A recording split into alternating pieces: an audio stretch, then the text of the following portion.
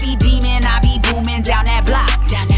Everywhere you go, you know they know I'm hot. What's up? What's going on, my good people? Welcome or welcome back to Rhonda's Real Talk, where people come for the food and they stick around for the conversation. Before we get into these Chipotle bowls, I want to ask that you like, comment, share, and subscribe. All right, y'all. Look who is here with me again today. Hi, y'all. Hi, honey. Hi, honey. My honey is here. This is Lisha. We were out running some errands. We got hungry, so we pulled to the side. Got us some Chipotle, and we wanted to come eat with y'all. Yeah, so we got some bowls. You want to, well, we'll tell you what's in the bowl, because I'm hungry. You hungry? Yeah. All right, we're going to dive right in, take a couple bites, and we're going to tell you what's in the bowl. Yeah. Babe, can you remember that we actually tell them? Because you know I'll forget. I will just do it if we need to edit it in. That little I've onion. been looking at that onion forever. Why she got all that stuff in her bowl, but she eyeballing my red onion? Okay. Whatever. Oh, I know I got some vinaigrette. Oh, it's right there. Yeah. There you go, y'all. That's the first bite for y'all. I'm not good at that. I'm not good at remembering. But look, I found my own onions this time, so yeah, I mean.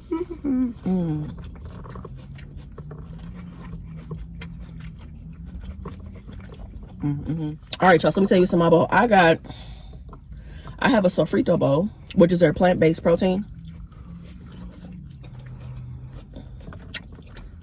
I got white rice, black beans, corn, lettuce, cheese, mild salsa, and that's it. I think it's good though. In my bowl, brown rice, because white rice bloats me and I'm weird about that. But it's so ironic I'm worried about that, but I love both beans. So I have pinto, half black. Fajita veggies, chicken, no cheese, but I do have mild and green salsa, as well as corn. I've never even tried their green salsa before. It's good. That's like, it's kind of sweet. It's kind of sweet? I wish they would give you more vinaigrette. Right. Like, fill it up halfway. It's always a little bit in here.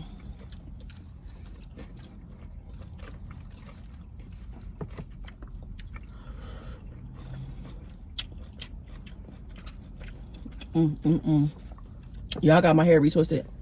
You know see? I got my first retwist. And y'all, she had to go to work on the back.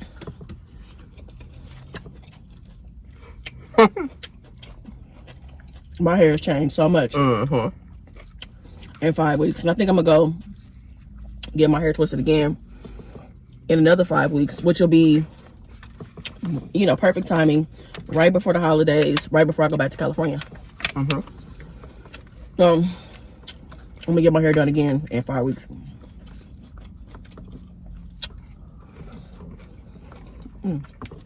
I've never seen like the counter area in Chipotle. You know, when you go through, it's small in there. Have you been there before? Yeah. I've never seen it that small before.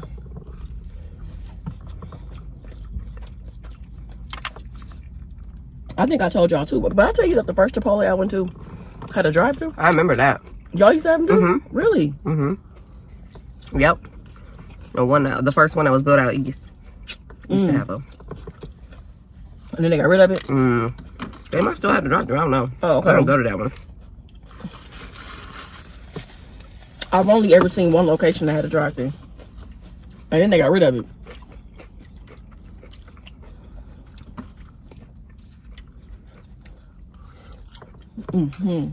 This is so good. Honey made the suggestion.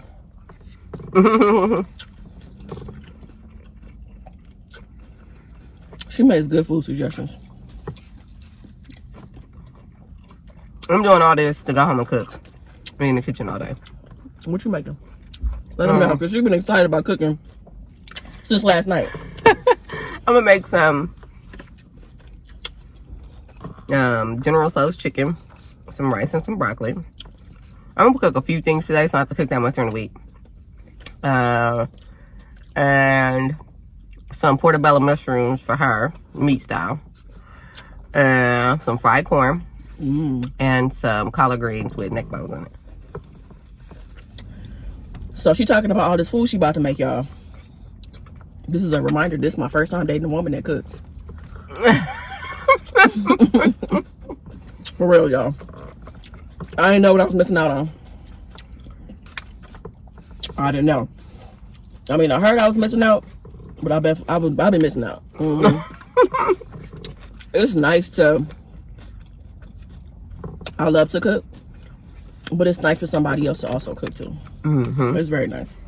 I mean, I know I always be having Rhonda on the ones and twos of the prep. Somebody to help her with some prep She's stuff. my favorite sous chef. And plus, she's really good at making certain things that I don't know how to make. You know, and she knows how to bake too, which I definitely can't do. I mean, I'm sure if I tried, I could. Today. I might. Like a peach cobbler dump cake, maybe. Remember, I've had the ingredients for it. I need to just go ahead and make it. That sounds good.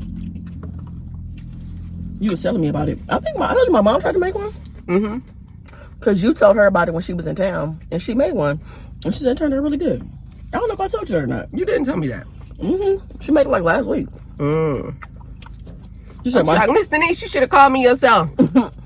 She told me. I mean, she told me how much my dad loved it. And how quick it was. Yeah, it's quick. But she was asking a lot of questions about it during the barbecue. You know how to make pound cake? You know how to make pound cake? You know why it's called pound cake, right? Because it's a pound of everything. Their ingredients. For real? Y'all knew that? Are you for real? Yeah. Y'all, she be telling me random stuff like that all the time. And I be like, what? I did not know that. I didn't know that. Wow. Now, I love me some damn pound cake now. I want to learn how, if I can only learn how to make one thing, I think it'll be pound cake. And the key is to be still. Like, you really will mess up your cake if you be like jumping up and down, or like Bam Bam. Oh, Bam Bam mess up my cake? You could. I mean, it's probably a myth, but I just don't like to play with stuff like that. I heard that before. That like you gotta be. You can't. Too much can't be going on. Completely still. Yeah. I heard that. So you can stay focused. Is that true though? You said it might be a myth. It might be a myth because I don't want nobody in the comments to say it's a myth. It might be, but you grew up like that, so you gonna stick to it. Allegedly. Allegedly that works. And what else? Like, you know, like the best like online recipe, and I don't even know if it's still available because they've been divorced, but was the Neely's. You know what Neely's are? They were so good. So I like their pound cake recipe, except a couple steps at the end of theirs is like you're supposed to grill it. But grill cake? Wow. So grilled pound cake recipe is my favorite one. Good. It's been so funny just hearing you talk about like the myth part of making a pound cake. Isn't it so funny, like the things that we refuse to let go of, that we grew up on, that our grandmas told us about, or whatever. I don't question it. I ain't thought about it. You just do it naturally. You go along with it. You pass it down. You talk about it. And it's like it becomes a part of like who you are. Right. You know? That's so funny. I think about all the things my grandma was like. I can hear her talking right now. And she would just stick to certain things. Right. Okay. At this point, I don't know if it's true or not, but my grandma said it. Right. And so it is. Right. And I'm not about to take any chances to figure out if it's true or not. Yeah. I'm not gonna jump up and down after I did all that. Taking one step at a time with the pound cake to see if it works. This was good. I'm gonna eat the rest of this later. One more bite. This was real good. Yeah, I'm full. I'm very satisfied. So y'all, let me put this away real quick. And then we'll be right back. Let me put my top and stuff on. And we're going to talk a little bit about narcissism, because we both have had so many experience with narcissists, y'all, in just so many different stages of our life, different types of relationships, friendships, all kind of stuff. So we talk about this quite a bit. So we're going to talk about being friends with a narcissist and kind of share some of our experiences. So 1 second, be right back. All right, y'all, we are back. Got our food put away. We are settled. So yeah, we're going to talk about being friends with narcissists. And we talk quite a bit about narcissism because we realize how many experiences that we've had with them, So yeah, you want to go first, honey? Yeah, sure. I know we were looking at because one thing, when we have our conversations, we always go back to the theory, what are the traits, whatever. Mm-hmm. And so one of the biggest things that stood out to me that I've had so many experience with are friends who put me down. Mm.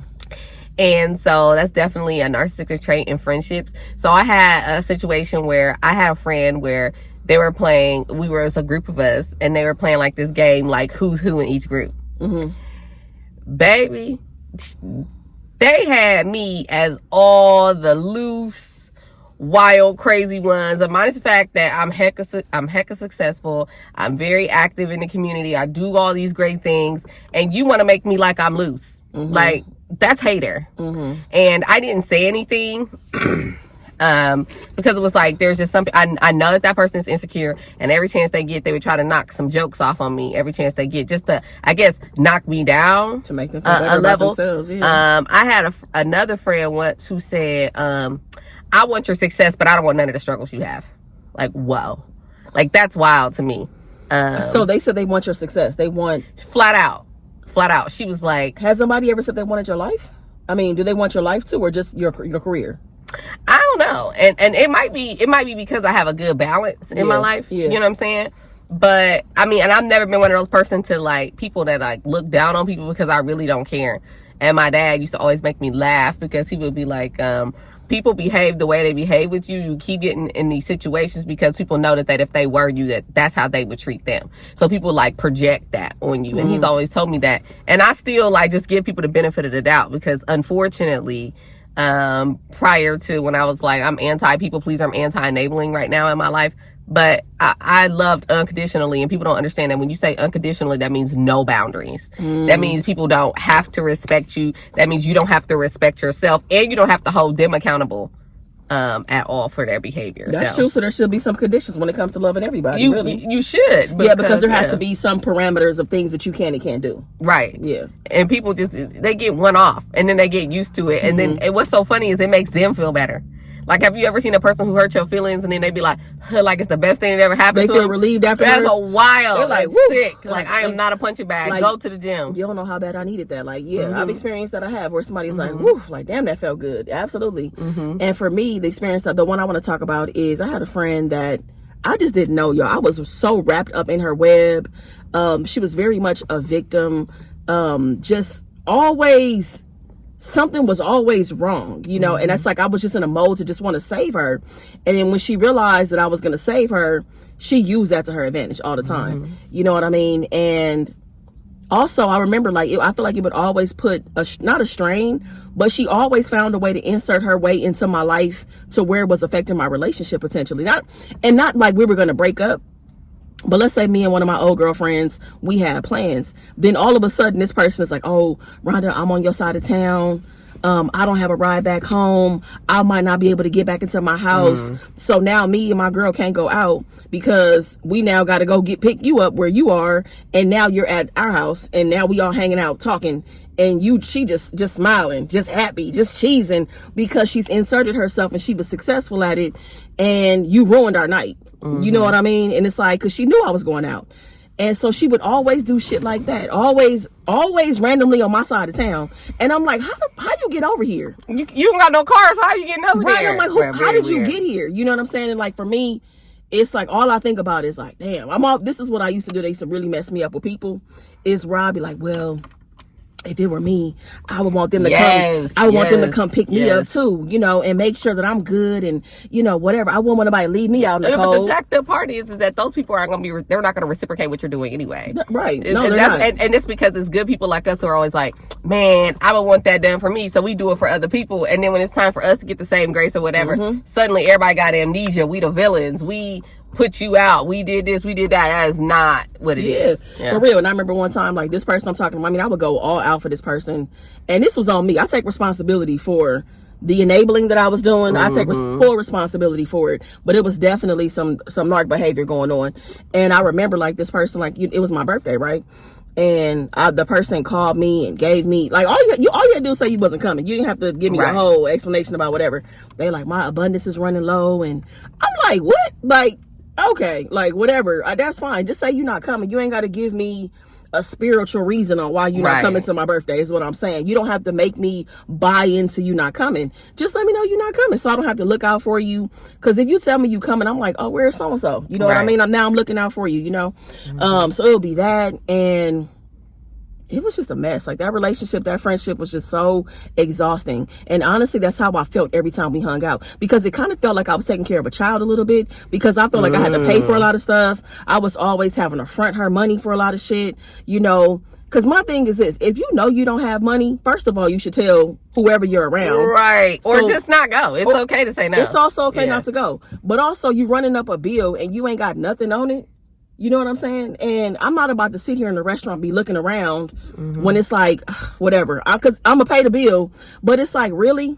And I don't know why I just think, like I said, I have to take responsibility for the things that I allowed to happen in this relationship, and also where I was at the time. Like, I'm not close to being that person at this point. I would see that shit from a mile away like now. But just back then, I was so wrapped up in, she did such a good job playing up the victim side of who she was, and I really just felt bad for her. Honestly, I did. I felt bad for her because of the stories, because I don't know, most of the stuff that she told me probably ain't even true, to be honest with you. Especially like family stuff, you know, stuff that you can't verify, you know what I mean, because you weren't around, or, you know, I never really saw her family like that. You know what I mean? Like, I knew who her family was, spent a little bit of time with them, but a lot of the stories she would tell would be about her family, but it was stuff that nobody could verify. Nobody was around it.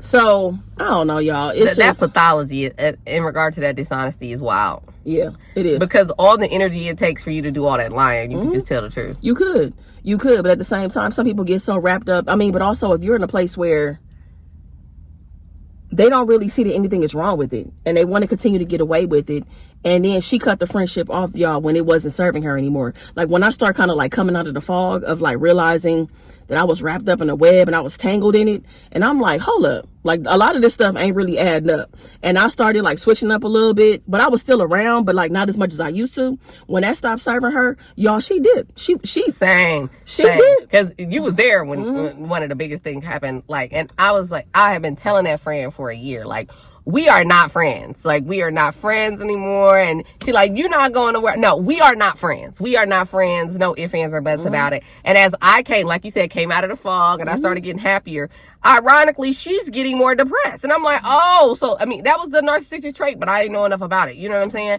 And the crazy part is I even still, after everything kind of fell out, I still reached out to that person, called and text, like, we could have some closure. We just go our separate ways. And they still didn't call back. But then now they're walking around like a perpetual victim, when the reality is that it was the opposite way around. That person was extremely abusive in a way of like not being disrespectful, but the random put downs, telling me I date down, like just all kinds of disrespectful stuff that you really shouldn't be saying to your friends. You know what I mean? All because I wanted to hold them accountable. Because look, one thing about me, and Rhonda be a witness to me, if you say you want something for God, or you want something great, or your abundance wants, I'm going to hold you accountable to that. You can't say I want to have this type of level of stardom or whatever you want, and then you're bashing people. Like, I don't get that. You know what I mean? And I say the same thing, even to Rhonda sometimes, when we talk about all the things we want to do and we hold each other accountable to that. Like, you can't ask God for one thing and then do another, because then you're actually putting the negative seeds to kind of stunt the growth of the stuff that you could get. But then also too, tearing down people that are doing the things that you want to do is wild. Yeah. And that's just because like you feel some kind of way, like the person's willing to do the work, the sacrifices that you aren't willing to do. And I've been that person too. So, but me talking about that person, instead of talking about them, I should sit and learn. Yes. And be a student and be able to, you know, pick up on where I'm falling short, so that I could be better to get to where they are. That's what it boils down to. But I've been the person that was like that too. But I'm telling y'all, like, just make sure that your friendships, that it's okay to spend less time with people. It's okay to walk away from these friendships. I know a lot of us hang on to history. That was a part of my problem. Yes, same. also too, you know, I was very guilty of saving women that I was in relationships with, but I've also saved a lot of people that I was friends with too. Yes. So the same can apply. And, you know, reciprocity is extremely important and should be present in all of your relationships. You shouldn't be the only person pulling and doing the heavy lifting. The other person should be doing it as well. Like, I mean, in terms of you both, it should be mutually beneficial is my point. Yes. That the relationship should be beneficial to both parties involved. Y'all may show up for each other in different ways, but the fact is that they're showing up and so are you. Like, that's the whole point of talking about all of this, is that we've given so much time to so many people, giving up time, money, resources, energy to people who really didn't deserve it. They did. And it's so funny because they were showing us the signs all along that they weren't the people for us. Yeah, but it's like, I just wasn't there. I wasn't there to be able to really call it what it was, you know. But I mean, I had those experiences so that I can now have this conversation now, present day, and recognize that I would never allow that type of friendship, because that's not friendship, where somebody is using, taking, exhausting, handout all the time, and being like, I'm the victim, so baby me, coddle me, me. Right. That's not a friendship. Right. It's not. It's like, you know, I'm in a bad headspace, so you the villain. Yeah. No. You need to communicate your needs. You need to say whatever you need to say, because regardless of whatever headspace I always do my best, go above me on act in love. And I think for me, when you think about reciprocity and, you know, what you're talking about, like moving forward, when you choose yourself and when you realize your worth in something and you choose yourself, the law of attraction works in your favor, and it brings in those things that you desire. Every time, and I've noticed that as I've let go of some things in my life, other better things have been brought in, like you, or, you know, like, you know, a few of my sorority sisters that, I mean, I'm closer with, that I, you know what I'm saying, wasn't before, because I took the blinders off of those people that were actually blocking my forward movement. So sometimes people are like boulders in your life, and that's why it has to be mutually beneficial, because we got to be growing together and walking in the same direction, or, you know, eventually somebody's gonna get dragged behind. Yeah, and you also have those people that when it's a healthy friendship, a healthy connection with somebody, they're gonna tell you like, hey, you know, you said you wanted one thing, but I kind of see you going backwards. Like, I see you backsliding. I see you kind of slacking, because she's also my partner, but she's also my friend. And she stays on my ass about the things I talk about that I want. That it's like, okay, Rhonda, well, if you want this, here's a gentle reminder that you still got to do this, this, and this in order to get to where you're trying to go. You know, so the people who care about you and love you are going to have those conversations with you. They're not going to sit back and help you backslide further, because that was the problem. That's what I was experiencing too. Same. Was like, oh, you going down? Well, baby, let me drag you down a little further. Right. Ooh, thank God you're going down, because that means we on the same level now. Woo! I need you to go down so I can feel better. Like, I feel like one of my friends was like, girl, why aren't you depressed anymore? I need you still unhappy. I need you still in this unhappy relationship so we can still be on the same page. And then they really have a distinct fear of being left behind. Yes. And that is wild, because in every other junction in my life, I have brought you, why do you feel like you're going to be left behind? Because I'm going into a happier situation. That is wild to me. Yeah. So yeah, we just wanted to share that, because we be going. We can go in, so we ain't gonna just be talking about a whole bunch of stuff. We were in where were we at? Oh, we were getting a delivery do a pickup from Walmart. Yeah. And then this came up, and it was like, let's talk about it in the video. So y'all let us know your experiences in terms of narcissism in your friendships. Like, what does that look like for you? Your experiences. Have you been the narcissist in a friendship? Like, do you have some traits that, you know, that were showing up in your friendships, or just friendships you have to walk away from because of, you know, like I said, it's so layered and so complex. Everybody's experience is going to be different.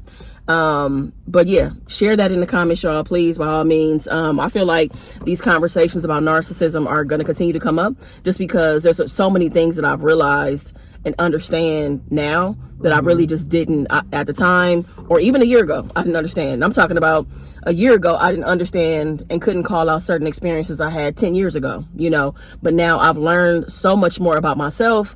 And just a lot of things make more sense now, you know, and you got to call it what it is. So that's it, y'all. That's the video. You got anything else you want to add, baby? Nope, y'all. Stay safe. We all have natural narcissistic traits. Intention is what makes the difference. Yeah, so that's the only thing I can say. I mean, it's definitely things that I've seen where I'm like, okay, I think I've had a moment where I've done this, but I'm like, being like that on a regular basis. Yeah, doing it intentionally to tear somebody else down is wild. Yeah. Or a means to control them. So that's the difference, y'all. Yeah. We all naturally have them. You can't just be pointing at people, call them, it's intention. Yeah. It's like, you know, the way your brain is wired in the intention. Yeah, that's true. Thank y'all so much for watching the video. If you enjoyed it, give it a big thumbs up. Meet me in the comments, y'all. Make the best of the day. Be good to yourself. Peace. I be beaming, I be booming down that block. Everywhere you go, you know they know I'm hot.